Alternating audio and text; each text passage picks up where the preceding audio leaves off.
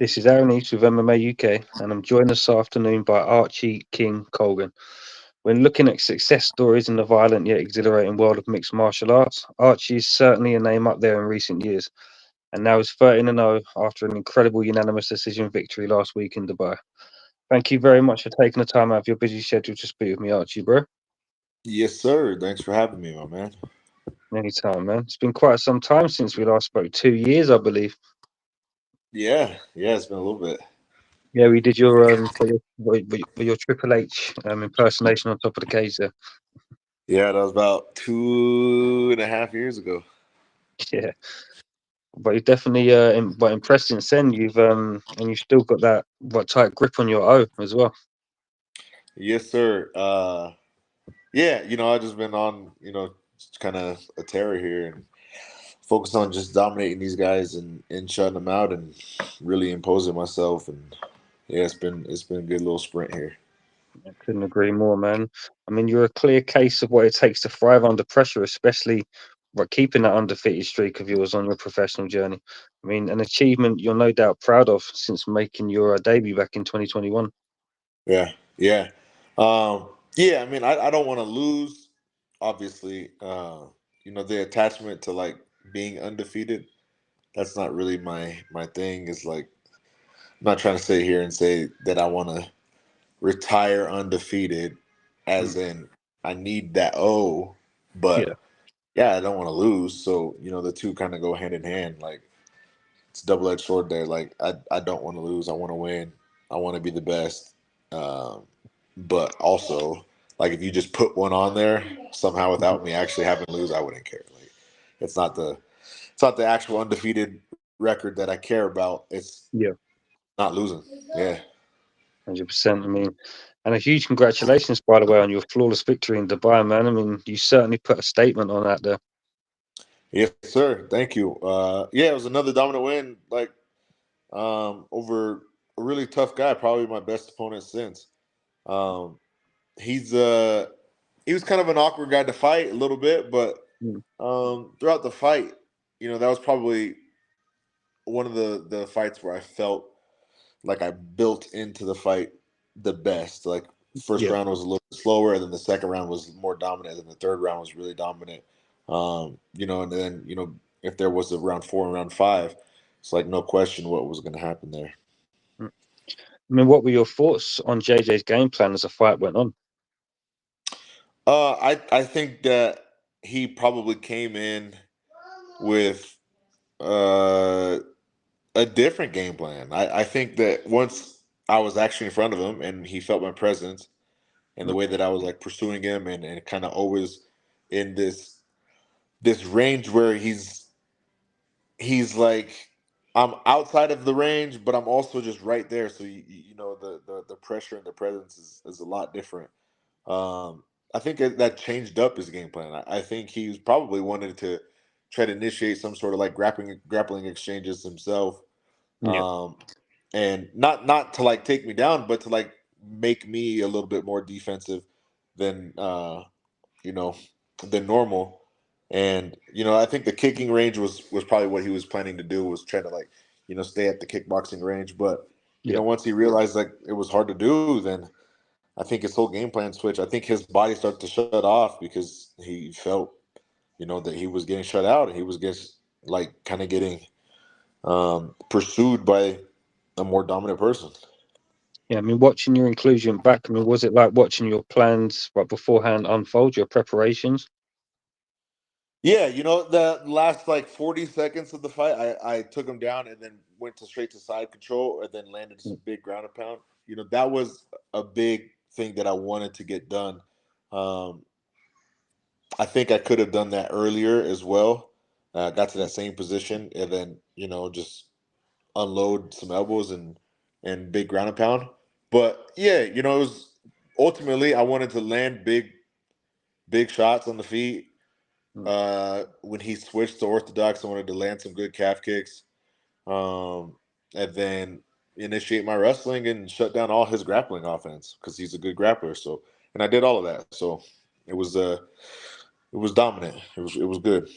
Yeah, 100%. I mean, every match of yours I've seen, I mean, but there's a little bit of different version of yourself out there. I mean, since the merger with Bellator and PFL, you certainly look like you've been preparing for that cage time you had out there. I mean, do you feel a mix of the competition at PFL has improved your approach in the cage? Yeah, um, yeah. I think that a lot of these guys that I've fought, I mean, so far kind of have been like past Bellator guys who are now PFL, right? So I think regardless of the merger or not, I think I was going to fight these guys in the next 2 years, regardless. Yeah, That being said, it's been under PFL, and they did a good job like putting these events together and making good stages for it. And I think each fight my opponents have gotten like better or more dangerous or just like more experienced in some way, a better, a different test for me to like grow myself against, yeah, prepare a whole camp against, learn about myself in these fights, in these camps that lead up to this. And then ultimately, when I get done with it, I step up again and then I take that knowledge and become a better fighter. So this next time that I fight, whenever that is, you'll see another just better, improved version, more dominant. yeah, man. I look forward to that. Looking back on your fight, I mean, the location as well as the victory must have been just as rewarding. I mean, finding such a iconic location as Dubai. Yeah, yeah. I mean, Dubai was really cool. I got there like 11 days before the fight, so I was there like total 12 days. Mm. Um, Dubai was cool. It was, I mean, it was like, if I had to like explain it, I would say it's like almost like New York City, Yeah, except clean. Like, it's like there's nothing on the floors. It was crazy actually, like how clean outside floors are, and like inside the mall was like super yeah, busy place. The mall is huge, and like how spotless it is. Like nobody's spitting, no one's like spitting out their gum, no one's dropping wrappers, nobody's like throwing out cigarette butts. Like it was just, and a lot of them people out there smoked, but there was like no cigarette butts on the floor. It was crazy. Like it was super clean. You could tell they take pride um, and enforcing the law that you can't do that stuff. Dubai was a really cool place. It was a good experience. yeah. Did you soak up some of the atmosphere after your fight, or was it straight It back was home? straight back. Yeah, but I was there like 11 days before, so I had. I mean, it's not the same because you're preparing for the fight, so then Yeah, you're not really like there as a tourist. But when I'm there 11 days, man, I just want to get back home to see my kids and my wife, and get back to my normal day to day life. But Um, yeah, I fought in at like 11 p.m. and then I stayed for the main event. Probably got back to the hotel at like 2, and then my flight left at like 9 a.m. So I just stayed up all night and just jumped oh on a wow. plane. Yeah, I do not blame you. But the thought getting back home, I bet that kept you awake definitely. yeah, that was like a 15-hour flight, and I Jeez. fell asleep for like the first 7, and then woke up and I was like, oh man, I still got 8 hours left. Dang. Yeah, but that was your relief. Like you wake up like, oh yeah, cool. Right, no crap. Yeah, I was like, oh man, I slept a good time. Oh man, I'm not even halfway. I mean, there was some great fights on the night, also including yours. I mean, did you manage to catch any that you were quite impressed with on the night? I mean, I know there's probably a big one on the night that you was keeping your eyes on, but was there anyone Yeah, else of on the course. roster? Of course. Yeah, I was I forget which fight I got there at. There was a couple of fights that were like there was an earlier fight with a Brazilian guy, and then I forget where the guy was from. It was a 55 fight that I thought the Brazilian guy had won the fight, and somehow he had lost. So that was kind of weird judging, weird questionable situation. Yeah, Corey Anderson, he had a really good fight. yeah, it's a great Um, fight. I agree. Dovlet came out like real aggressive that first round, was landing some big shots, and Corey was doing a good job like staying outside the shots, landing his own shots, but also like weathering the storm and like putting things back on Dovlet to like make him work. And eventually, he just kind of like gassed him out and outworked him there. Mm. Um, who else? That Puya, the heavyweight. Oh yeah, that was a great fight. Also, Yeah, because I forget the guy's Trabelsi, Trabelsi. The guy I'm he fought. terrible. I'm terrible pronouncing names. I don't think I will. I've got in Yeah, trouble for that before. yeah, the guy he fought. You know, the guy that Puya guy fought. He Yeah. was a good fighter too. I've been on a card with him a couple of times, and I think he was maybe undefeated too, like 5, 6, 7-0. And yeah, that was impressive. And then obviously the main event. It's not that that was like super impressive, but I just had Mm. my eyes on that one. Yeah, definitely. I mean, it's a great place to be stacking that record. I mean, and stacking Yeah, up an impressive record you are, and in many fans' eyes, as well as a PFL board, you placed yourself next in line for that lightweight showdown with Usman. I mean, I can imagine you desire now more than ever after that victory. of course. Like to me, that's the only fight that makes sense. Like Yeah, you have,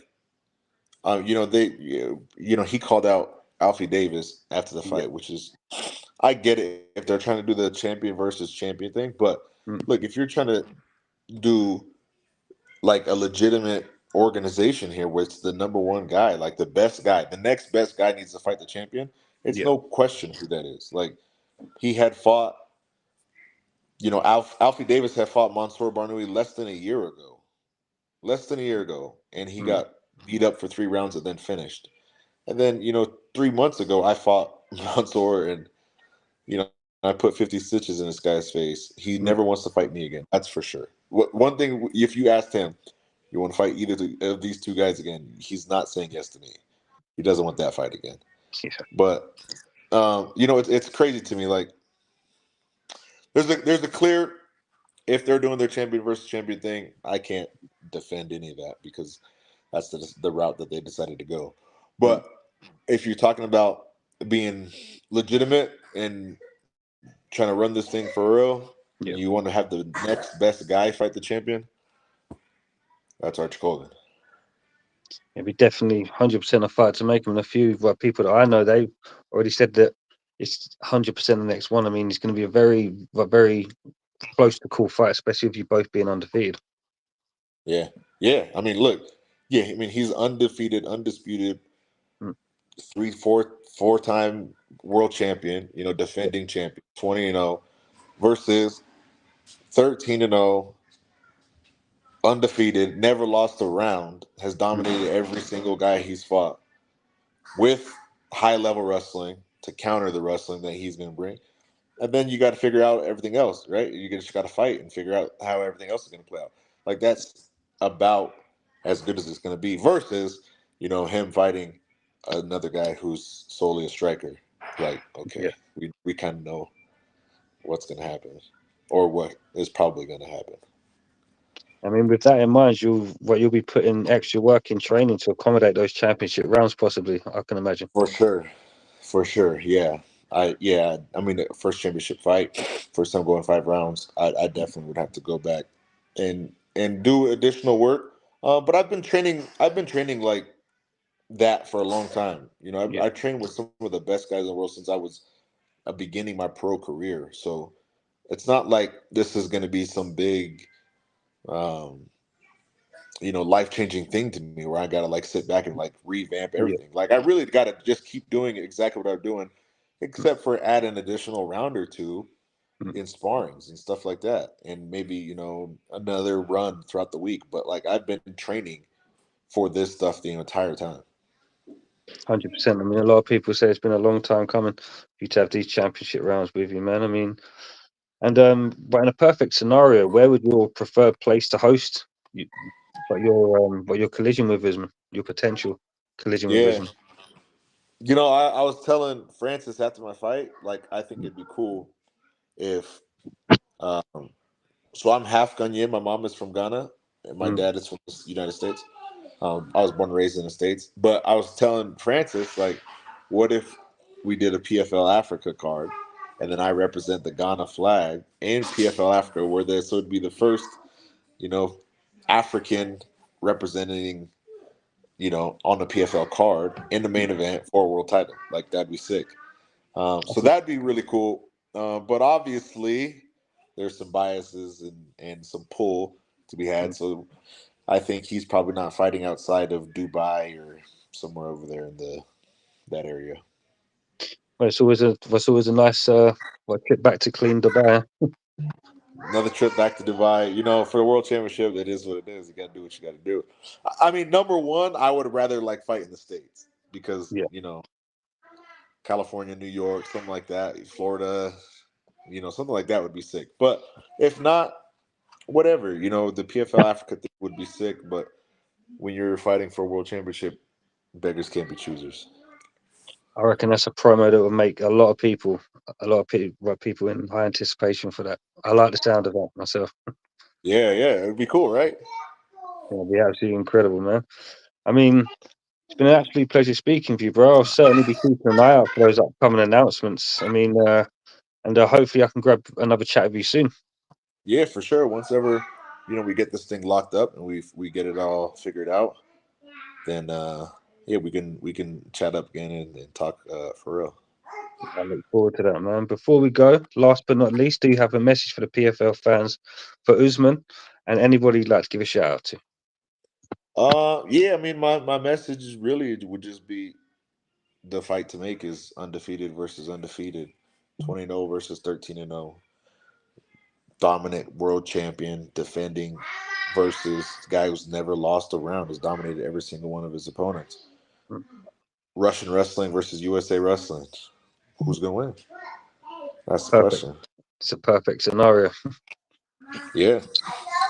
No worries, buddy. You enjoy the rest of your day, and thank you once again. It's been an absolute pleasure speaking with you. Thank you, my man. Have a good day. Take care. You too. Bye bye. Peace.